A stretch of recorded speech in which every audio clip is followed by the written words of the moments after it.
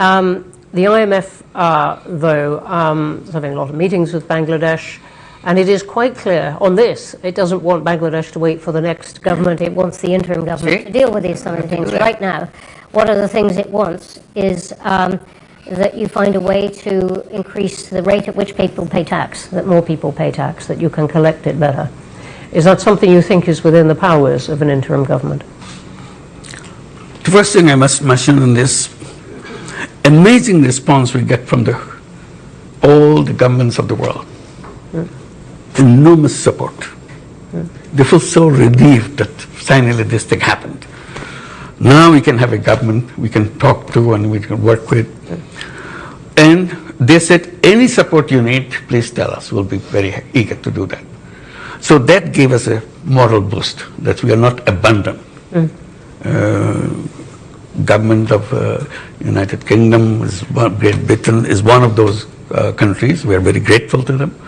Like European Union, United States, Japan, China, you name it. Every single government came with the enormous amount of support. And that gave us a moral boost that yes, we are not abandoned, we are not alone, they'll be helpful. And they were really helpful. You mentioned IMF. Yes, IMF also helpful. World Bank is helpful. All the international agencies. Not everyone uses those adjectives, so I'm telling you a very concrete thing. Yes. The one that IMF came into the picture because the last debate that we had for the final release of the fund, the IMF was controlling and they agreed to give us, that you have to open your foreign exchange rate. It should be left to the market. We are worried about it because so far we are controlling it so that we don't kind of expose ourselves in the drain of all the foreign exchange gone because of the system.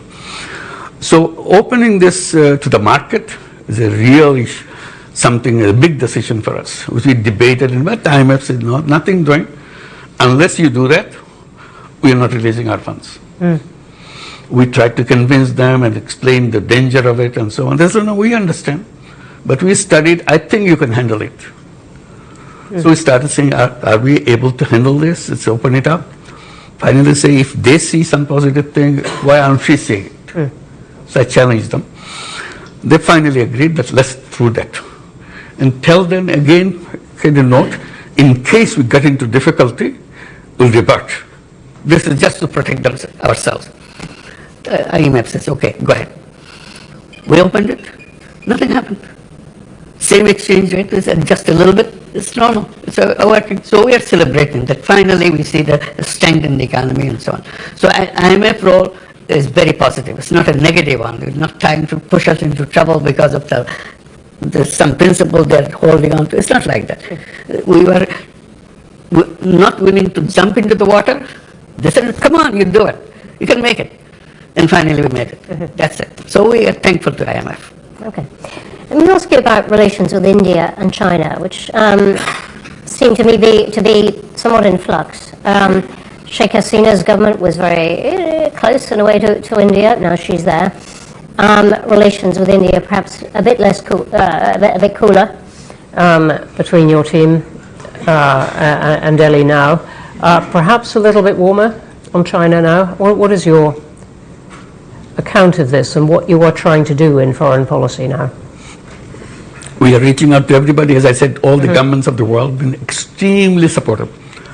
So we are very thankful. We are trying to build up further relationship.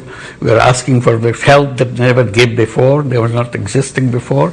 So we said, let's do that. One of the things we are saying, corruption. Bangladesh is just deep into corruption. Everything system is corrupt, people are corrupt. So how to clean it up? What kind of changes we have to make the government clean with an enormous corruption? So we say if there is a formula, there is a policy, there is a way to do that. So I mentioned something, that the conversation I had in September at the United Nations General Assembly. I was meeting all the world leaders to explain to them what's the situation in Bangladesh. So I was meeting Ursula von der Leyen at the European Union. So among many issues discussed, I said finally about the corruption. I don't know how to get out of this. is there any way, is there any recommendations you make that we can follow? So she gave a big smile. She said, you know what? We are coming from worse than that. The European Union coming from the worst of the corruption that we are facing. So yes, many of our countries were trying to join the European Union. We're just all over corrupt. Everything. You never heard of those kind of corruptions in your life. That they had it. So we have to install a system of cleansing them up, cleaning it up, washing them off, so that they can be clean as everybody else and join. Once they're clean, then history has given us a window. We can do things which no government can do. Because all governments are partisan, have far supporters to take. We have nothing to do with that. We have nobody that I will be waiting for getting his vote for me to come back again. We are going. That's very clear. So we have the moral strength. As the interim government. Absolutely. Yeah. Interim government is a historical opportunity. It's an amazing opportunity. How in the short year, the 9-10 months that you've got, how are you going? And I'm interested. Chatham House has done a lot of work on corruption. Our most recent big project in Nigeria, but it's a problem that many countries have. I'm just interested in what you are trying to do. Just want to give one example. Yeah. You need a passport. You have to go to the passport office, apply, and somebody will show up. You applied for a passport. If you go this way, it will take years. You'll never get it. You make a deal with me, give me X amount of money, I'll deliver it at your home. The guy is a representative of the officer who issues the passport. So everything that you see outside, all the norms, rules, procedures, now implemented not by the government officials, by their representatives who split the money that they earn. So what we said, from now on, we'll deliver passport online. And people were very happy that, okay, you can issue passport online. They go there to get this or try it at home. It doesn't work. What happened? Server is down. Somebody's manipulating. It's really interesting. I mean, several countries are finding a way to use technology to cut out the person behind the desk. Very helpful. Yeah. So what we did, we started this. Started creating some kiosks. Government Service Center. We don't say government. Bangladesh Service Center.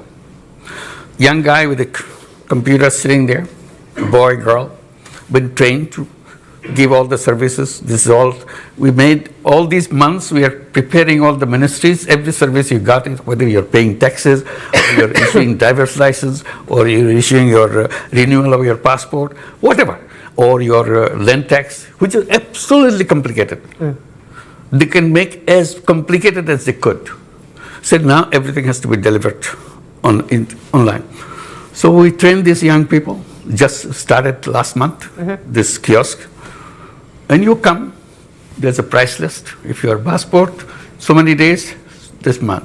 It's so many days, and we deliver home. Not all, you give your message, you come and pick it up. That's it. So we have 3 centers now.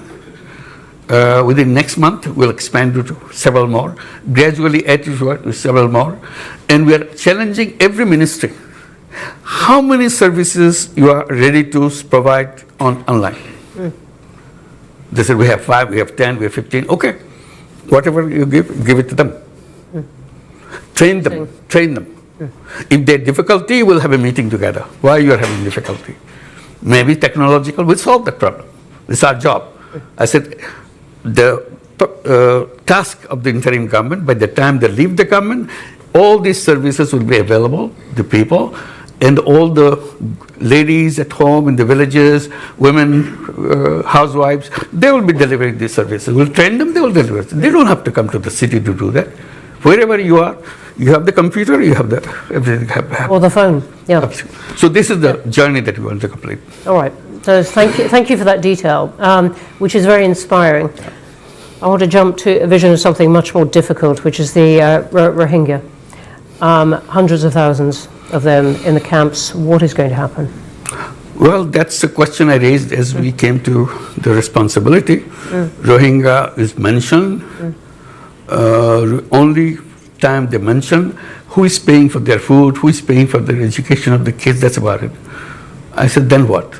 No question. Nobody's answering that question. There are international organizations helping this.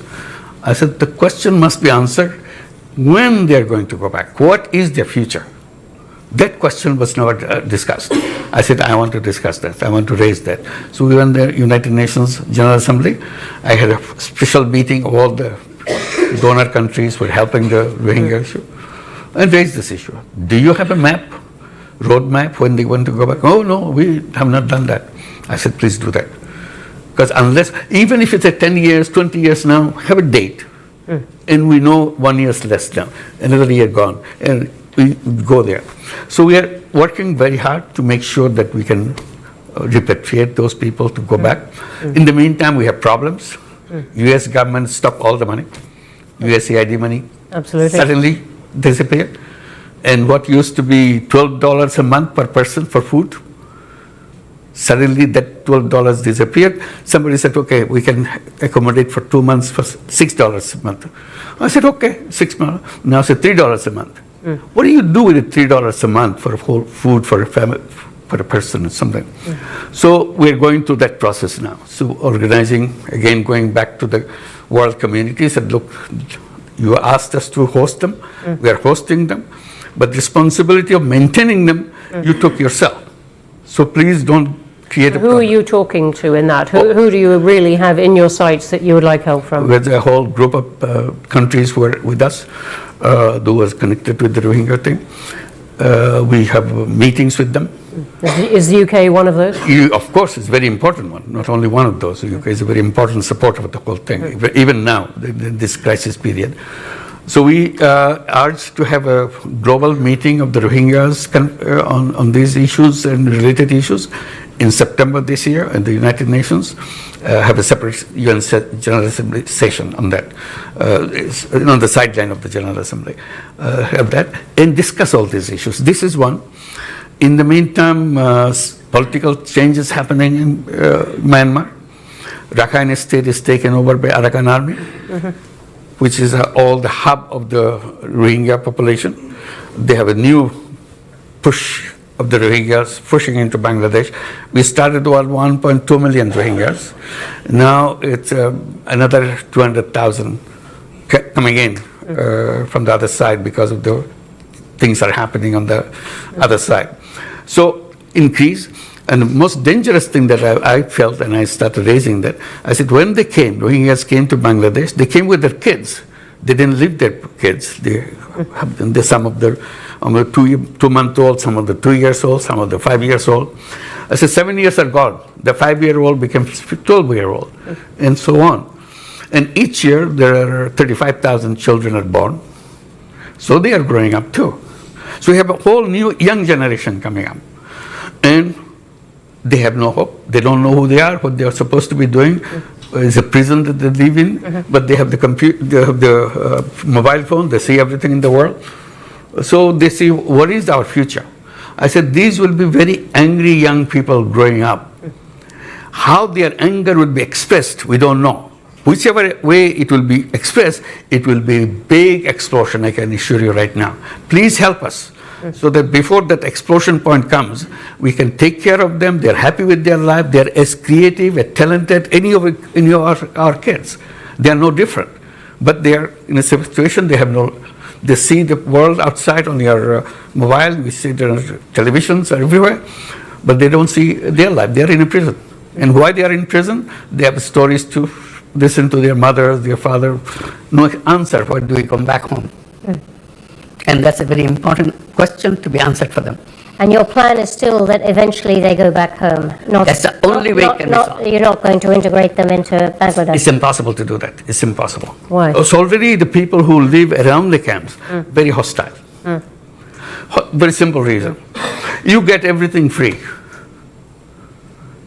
And we are struggling to make a life. And then you take our jobs, you take our food, you take away things from us. Why didn't you go back to your country? Why are you interfering with our life? those kind of things. Your children having a fun life, our children, no life. To them it's a fun life because you're sitting there not playing games. It's a fun life. Our children is working hard, but no life. So that will spread. The moment you say that, you promise that they will go back. The government promised that they will go back, and they know that. Now, to say that they will stay with us, who are they? We are having difficulty now. You are putting them into us. No political government, no government will accept that. You've made the point very, very clearly. Let's go to questions. There are going to be a lot of them because there are a lot online, I can see already. Well, a lot of Hands up everywhere. Can I take the first opportunity? Who is speaking? Me. I'm going to go to the woman here in the front. Okay. And then we're going to go one at a time. I'm going to take a couple here. I will come to you. And I will get the people in the back as well. Thank you for the opportunity to question you. My name is Sami Akhtar and I'm a UK correspondent for the daily Sangram Pratidin. So I have a question for you about your reformation agenda. You have said that for the freedom country or Bangladesh, new Bangladesh, you have to change some key pointers. Those are related to your reformation, which is reform. So now my question is to you that when you arrived at Dhaka airport on 8th of August 2024, you said that your main challenges is to bring all the people together. So whenever we see that the Bangladesh first President Bangabandhu Sheikh Mujibur Rahman's, his house was demolished by over the 6 hours by Dhaka City Corporation bulldozer. So there we have seen that the administration was silent.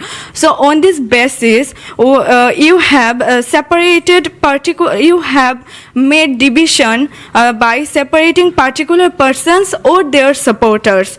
So on this basis, we can say that how you plan for reform Bangladesh or make unity, accept them, and are you an only advisor for the other half, excluding them particular parties or the persons? Okay. Thank you. Thank you very much indeed.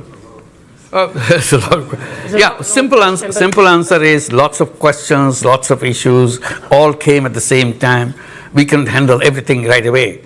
So it's a kind of period that we have gone through. Things have calmed down, come to order. Now we are dealing with it. Bringing order to the nation was a big task for us because the police force that we got, yesterday they are shooting at the kids.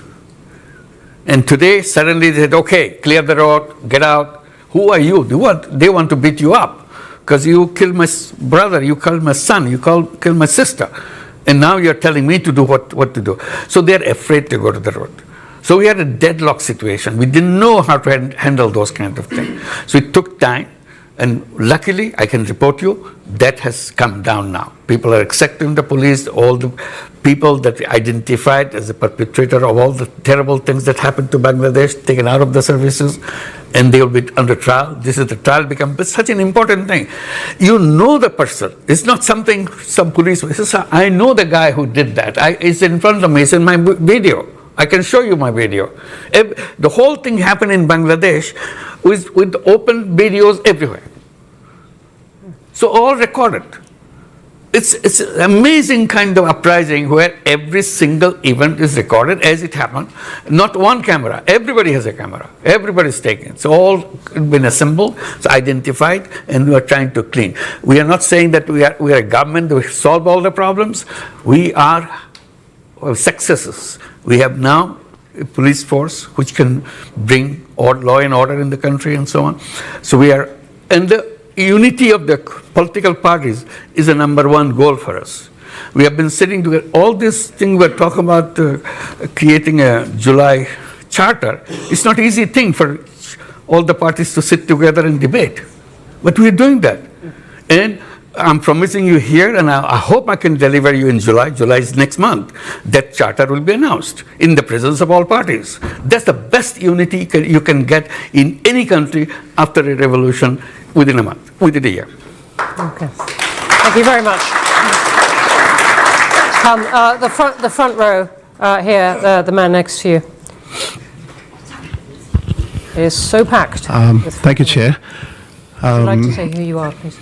My name is Bulbul Hassan. I work for Channel S Television. I've got a very precise question. People in Bangladesh, a significant number of people in Bangladesh, apparently disillusioned with the conventional political system. So once the election is over, the democratically elected government takes over. Are you in a position, or do you have any desire to be a part of that government? No way. No way. I think none of our cabinet members would like to do that, not only me. So our job is to make sure the transition is managed well and people are happy when we hand over power to the elected government. So we want to make sure election is right. That's a very critical factor for us. If the election is wrong, this thing will never be solved again. It will be very difficult. Thank you for the question and answer. Right, let me count last one in the front row here, and then I'm coming to the back, and over here. We've got good time. Not for everyone, but lots of time. Sorry, it was me. Sorry, no, I'm this chap here. Sorry. Hi, thank you very much for arranging this event. My name is Diwan Mehdi. I'm the Director General of British Bangladesh Chamber of Commerce and Industry. First of all, I would like to say thank you to you for taking the responsibility in a big chaos when the young generation was wanting for a big change. So you showed the courage, and we appreciate your time and patience. We had no other option. Therefore, okay. My question is to you. We have seen a very surprising role played by India. They seem to be a democratic country, but when it comes, we talk about Bangladesh, their role is very unclear. In what capacity, if I speak very legally, they are keeping Sheikh Hasina in their country? Well, there would be a trial going on in our country, and the same question was asked in their parliament. They did not have any clear answer.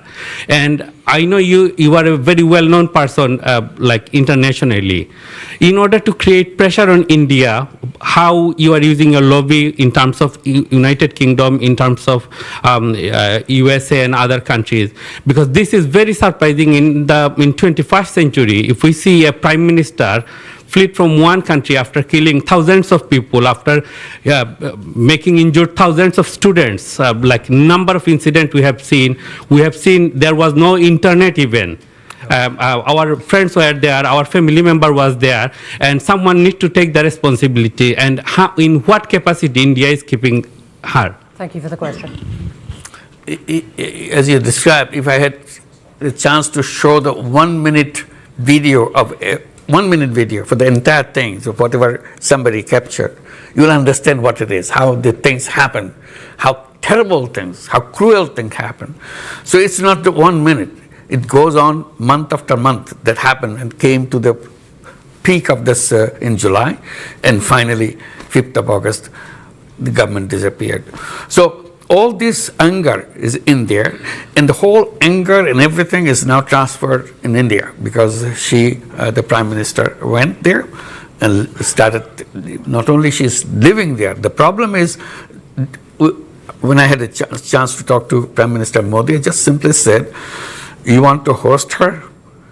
I cannot force you to abandon that policy, but please help us in making sure she doesn't speak to Bangladeshi people the way she is doing.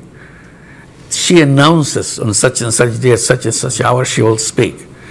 And the whole Bangladesh get very angry. That why is she speaking?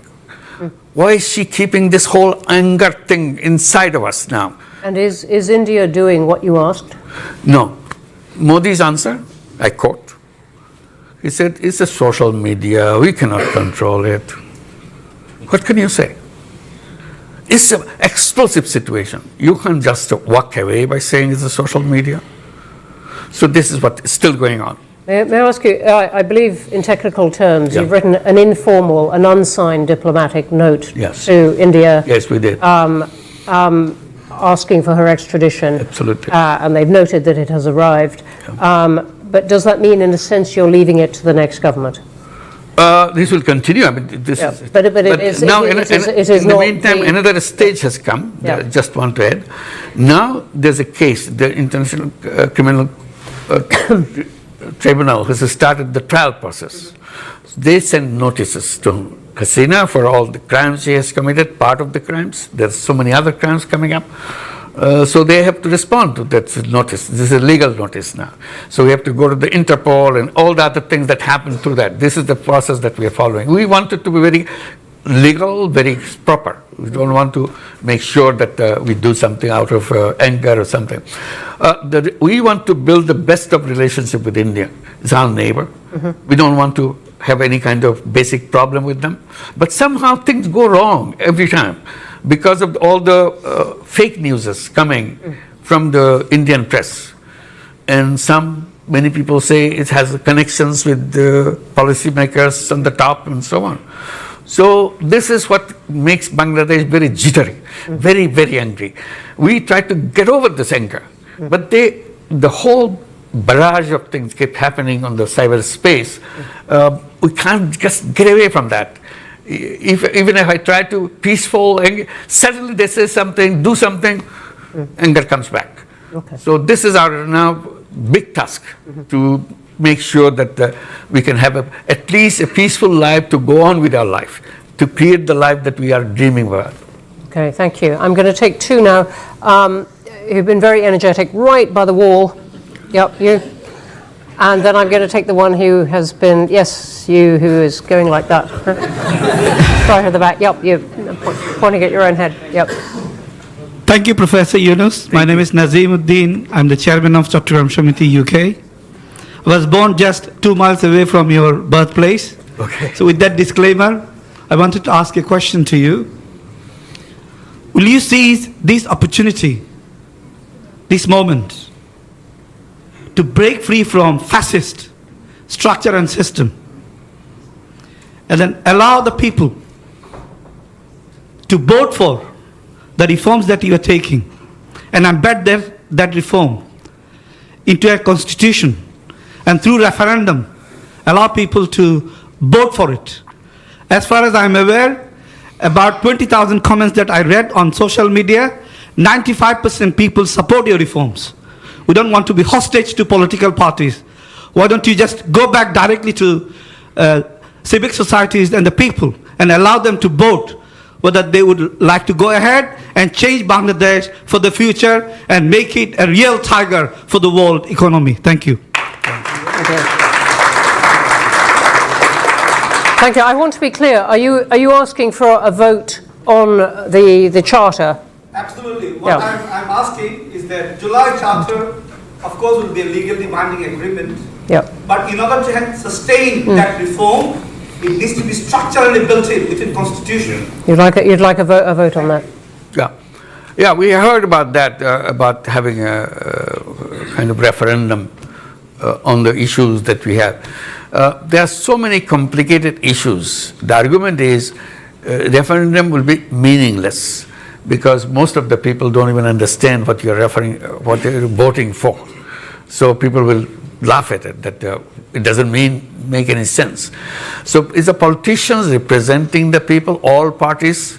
They are involved in all these political issues and all the national issues, and they're supposed to understand, they're supposed to debate. If they have agreed together, all parties, that's what we are focusing on, all parties, then it's more real than giving it to a referendum of all the package. It's a big package. So this is what the path we took. Referendums have lots of problems with them, as many countries know, but... You must be referring to something, they're smiling. But it would answer the point, the challenge to you, that this charter is in some way not democratic. We can come back to that. Let me come to you who stood up. You've been very energetic. Chief Advisor, welcome to London. Thank you. On behalf of British Bangladeshi community, I'm Councillor Saifuddin Khalid. I'm also a practicing barrister, British Bangladeshi practicing barrister in London. I have two questions for you. How confident are you? Could you possibly have just one? There's very quick two questions. I'm not going to make a statement.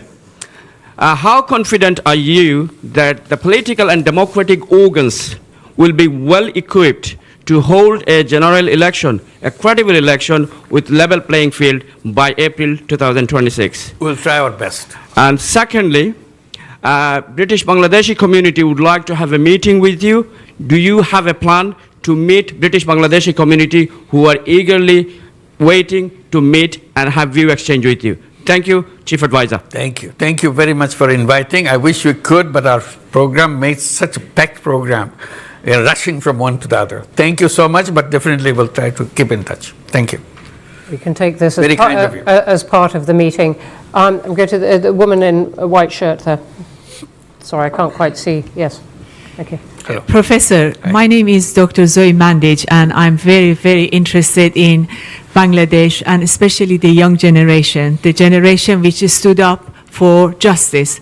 And this is a role model for all of us. My question is that with the new technology such as AI, what can be done? What is in your policies and support you're giving to that 10 million student who rose in terms of, having a hope for future, getting a foot place in the market, in the global market for future and for jobs. And there are obviously countries around you that are running special AI programs. Is there anything that we can do to help and support the students especially? Thank you. Thank you. Thank you for your offer. It's a very important offer. We want to be supportive of the young people as much as we can.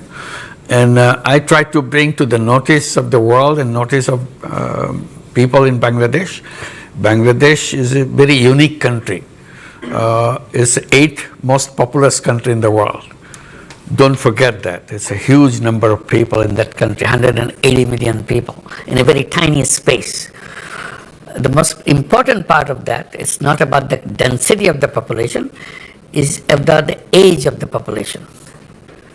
Half the population of that 180 million, 90 million people, is under the age of 26 and younger.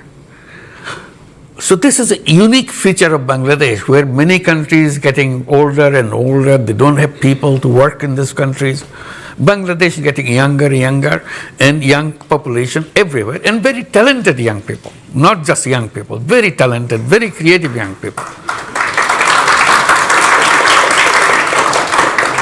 I get goosebumps when I think about this. This is more than gold mine.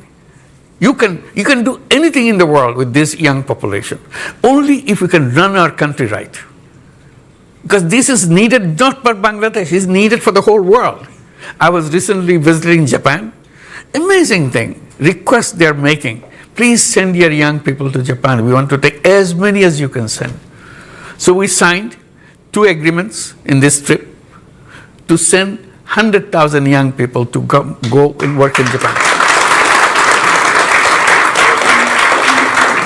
And I said, please keep these doors open so that we can continue to bring young people from Bangladesh, boys and girls, not just boys and girls, to come to Japan and do everything that you need to do, because you don't have any population to run your factory, run your businesses, run your buses.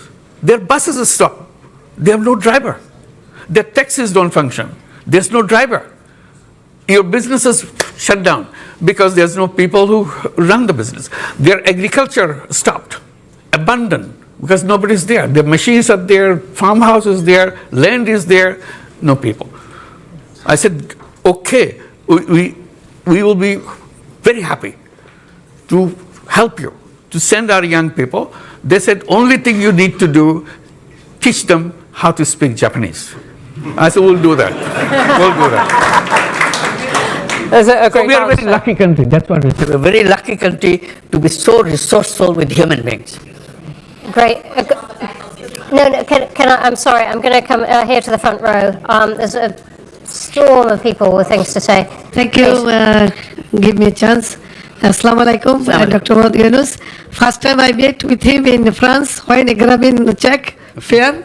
Second time in 2099 when Bangladesh problem is arsenic. Yes. This time Dr. Yunus held one meeting in Paris. This time I was there. third time I met with him in Spain.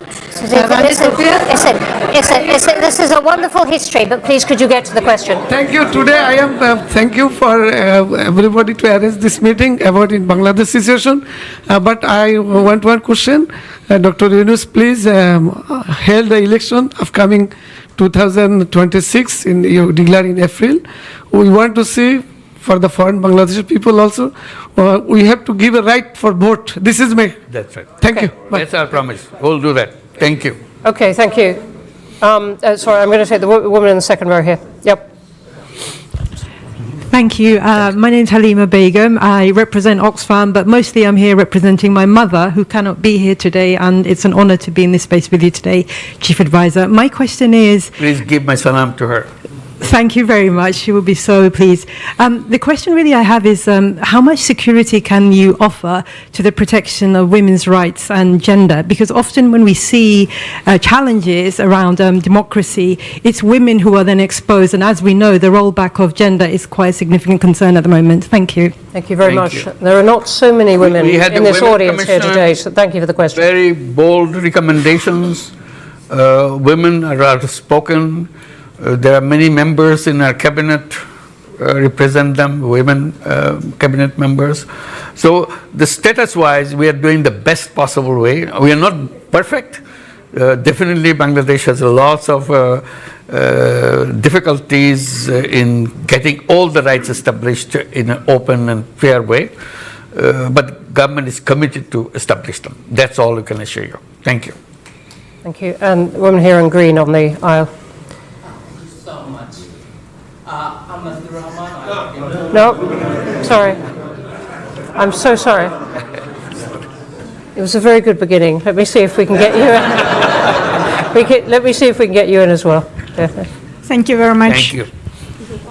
It's working. It's on. Your Excellency, welcome to London. My name is Zamira Konopianova. I work for Chevron. So we are one of your largest investors. We've been partnering with your country for over 30 years. My question is, what actions your government is taking to attract foreign direct investments into Bangladesh and specifically into the energy sector? Thank you. We are very, very active on that. We have been holding summits of investors, and Chevron is a participant on that. We're inviting many other companies to come and invest. And we are promising them something very important, that you don't have to come and invest here just to sell your things to Bangladesh.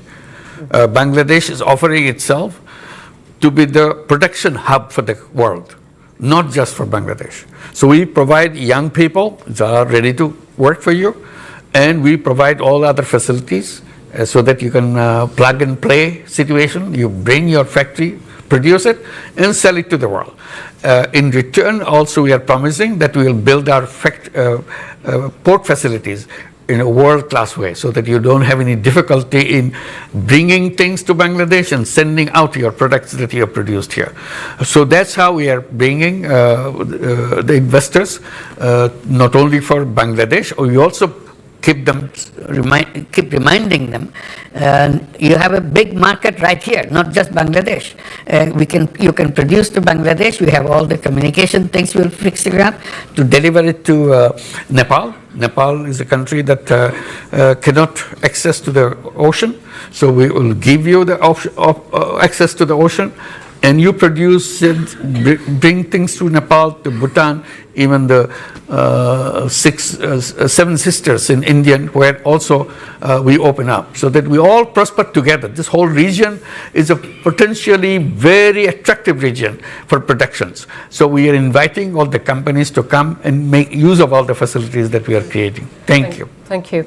And I'm going to take a couple of questions from online. There are brilliant questions online, particularly about the election process. I think we've covered it as much as we can in the time, but thank you for the questions. Let me take a pair of questions which are on the Bangladeshi community in the UK. One from Anamol Chowdhury saying, Your Excellency, Bangladeshis living in the UK are sometimes regarded as a disadvantaged community in comparison to others. What advice would you offer to help shape a more prosperous future for them?